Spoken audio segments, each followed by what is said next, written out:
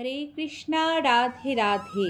পরমেশ্বর ভগবান শ্রীকৃষ্ণের শুভ জন্মাষ্টমী উপলক্ষে সকল দর্শক শ্রোতা বন্ধুকে জানাই কৃষ্ণময় অভিনন্দন। আজকের দিনে একটি বার অন্তত শ্রবণ করুন কৃষ্ণ জন্মাষ্টমীর এই ব্রত কথা। অখণ্ড সৌভাগ্যের অধিকারী হবেন ভগবান শ্রীকৃষ্ণের আশীর্বাদে।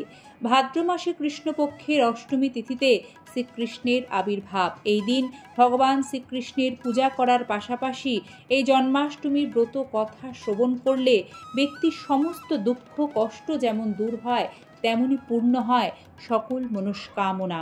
শ্রবণ করুন কৃষ্ণ জন্মাষ্টমীর এই মহাপবিত্র পুণ্য ব্রত কথা। ওম নমো ভগবতে বাসুদেবায় নমঃ। মহাসমারোহে কংসরাজের দরবারে ধনুর্যজ্ঞাদি ও মহামল্লযুদ্ধ অনুষ্ঠান ছলে ষড়যন্ত্রকারী কংস কৃষ্ণকে হত্যা করবার জন্যই অক্রূরকে দিয়ে বৃন্দাবন থেকে কৃষ্ণ ও বলরামকে নিয়ে এসেছিল। দুরাচারী কংসকে বধ করা এবং মা দেবকী ও পিতা বসুদেবকে কারামুক্ত করা এবং বন্দী উগ্রসেনকে মথুরার রাজ সিংহাসনে পুনরায় বসাবার জন্য কৃষ্ণ মথুরাতে আসেন। মথুরাবাসী ভক্তগণ বিশেষ রূপে ব্যাকুল হয়ে পড়েছিলেন কবে দৈব বাণী নির্ধারিত সেই ব্যক্তিটির আগমন হবে যে কংসকে উচ্ছেদ করবে, তাকেই আমরা এ জীবনে দর্শন পেতে চাই। সত্যি সেই দিন এসে গেল। কৃষ্ণ ও বলরাম মথুরা নগরীতে প্রবেশ করলেন। সবাই সেই সংবাদ পেয়ে কৃষ্ণ বলরামকে সাদর অভ্যর্থনা জানাতে লাগল। মথুরাপুরে দুরাচারী কংসের বিনাশ হলে দেবকী, বসুদেব, অন্ধক প্রভৃতি অসংখ্য স্নেহ পরায়ণ আত্মীয় স্বজন কৃষ্ণের স্তুতি করতে লাগলেন। মাতৃস্থানীয় রমণীরা কৃষ্ণকে আলিঙ্গন করতে করতে নিজ কোলে নিয়ে ক্রন্দন করতে শুরু করলেন। বসুদেবও আনন্দে কাঁদতে লাগলেন। পুত্র পুত্র বলে কৃষ্ণকে আলিঙ্গন করতে লাগলেন। তারপর বলরাম ও কৃষ্ণকে বসুদেব বুকের কাছে টেনে নিয়ে বলতে লাগলেন, হে বৎস, তোমরা আমার পুত্র, তোমাদের সঙ্গে মিলিত হয়ে আজ আমার জন্ম সার্থক হলো, আমার জীবন ধন্য হলো। বসুদেব দেবকী স্নেহ ক্রন্দন ও আনন্দ দর্শন করে মথুরাবাসী আনন্দিত হয়ে কৃষ্ণকে প্রণতি জানিয়ে বললেন, হে কৃষ্ণ, আজ আমাদের আনন্দের সীমা নেই। আজ মল্লযুদ্ধে দুরাত্মা কংসের নিপাত হয়েছে। হে কৃষ্ণ, এখন আমাদের সবার প্রতি প্রীত হন। আমাদের এই জনসাধারণের মধ্যে আপনার কাছে একটি প্রস্তাব নিবেদন করি। তা হলো, দেবকী দেবী যেদিন আপনাকে প্রসব করেছেন সেই দিনটি সম্বন্ধে আমরা কিছুই নির্ধারণ করতে পারি না। সেই দিন আপনার জন্ম উৎসব আমরা সম্পাদন করব। আপনি আমাদের অনুমতি প্রদান করুন। হে কৃষ্ণ, আমরা ভক্তি সহকারে আপনার শরণ গ্রহণ করলাম, আমাদের প্রতি অনুগ্রহ প্রকাশ করুন। সেই কথা শুনে বসুদেব বলরাম ও কৃষ্ণের দিকে তাকিয়ে আনন্দে রোমাঞ্চিত হলেন। তারপর তিনি কৃষ্ণকে বললেন, সমস্ত লোকেরই এরকম হোক, তুমি যথাযথ আজ্ঞা প্রদান করো।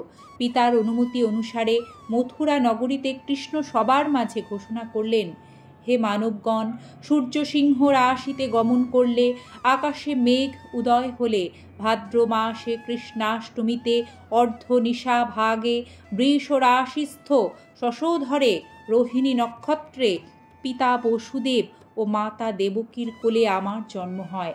আপনাদের প্রতি প্রীতিবশে আমি আজ থেকে অনুমোদন করলাম, পৌরগণ এবং অন্যান্য ব্রাহ্মণ, ক্ষত্রিয়, বৈশ্য, শূদ্র প্রভৃতি অপরাপর ধর্মাবলম্বীগণ 8 থেকে 80 বছর বয়স অবধি আবাল বৃদ্ধ বনিতা আমার এই জন্মতিথি ব্রত সাধন করুক। এ ব্রত করলে সবার শান্তি, আনন্দ ও নিরোগ হবে। কৃষ্ণের সে কথা শুনে সমস্ত লোক জন্মাষ্টমীর দিন উপবাস ব্রত করে কৃষ্ণ প্রীতি সাধনের উদ্দেশ্যে কৃষ্ণ গান, কৃষ্ণ কথা, যাগ যজ্ঞ অনুষ্ঠান করতে লাগল। মধ্যরাত্রি পর্যন্ত মহাসমারোহে নানাবিধ মাঙ্গলিক অনুষ্ঠান চলতে লাগল। মথুরাবাসীরা কৃষ্ণকে নানা উপহার সামগ্রী দান করতে লাগল। দেবকী বসুদেবের বন্দনা করতে লাগল। দেবকী বসুদেব উপস্থিত ব্রাহ্মণ, পুরোহিত, গায়ক, বাদক, স্তবকারী, অনুষ্ঠানে অংশগ্রহণকারী সবাইকে ধন, বস্ত্র প্রভৃতি দান করতে লাগলেন। ভবিষ্যত্তর পুরাণে উল্লেখ আছে, শ্রীকৃষ্ণ যুধিষ্ঠির মহারাজকে বলছেন, একটিমাত্র জন্মাষ্টমীর উপবাস করলে 7 জন্মের অর্জিত পাপ রাশি থেকে মুক্তি লাভ হয় এবং সন্তান সন্ততি আরোগ্য ও অতুল সৌভাগ্য লাভ হয়। জন্মাষ্টমী পরায়ণ ব্যক্তিদের বংশে রূপবান গুণবান হৃদয়বান মহাত্মার জন্ম হয়। ভবিষ্যত্তর পুরাণে আরও বলা হয়েছে, জন্মাষ্টমীতে স্নান দান হোম শ্রাদ্ধায় জপ তপ প্রকৃতি যে কোনো কার্যের অনুষ্ঠান করা যায় তা শত গুণ ফল প্রদান করে। বিষ্ণু রহস্যে লিখিত আছে, যে ব্যক্তি জন্মাষ্টমী ব্রত করতে বিমুখ সে ভীষণ বনের মধ্যে সর্প হয়ে বাস করবে। তাছাড়া ইহলোকে ও পরলোকে তার সুখ নেই, নারকীয় যাতনা তার ভাগ্যে থাকে। অথ জন্মাষ্টমীর ব্রত কথা সমাপ্ত। আজকের এই ব্রত কথাটি পারলে সকলের মাঝে ছড়িয়ে দিতে চেষ্টা করবেন। কৃষ্ণ কথা শোনার সুযোগ পাক সকলেই। ভালো থাকবেন। জন্মাষ্টমীর শুভেচ্ছা। হরে কৃষ্ণা।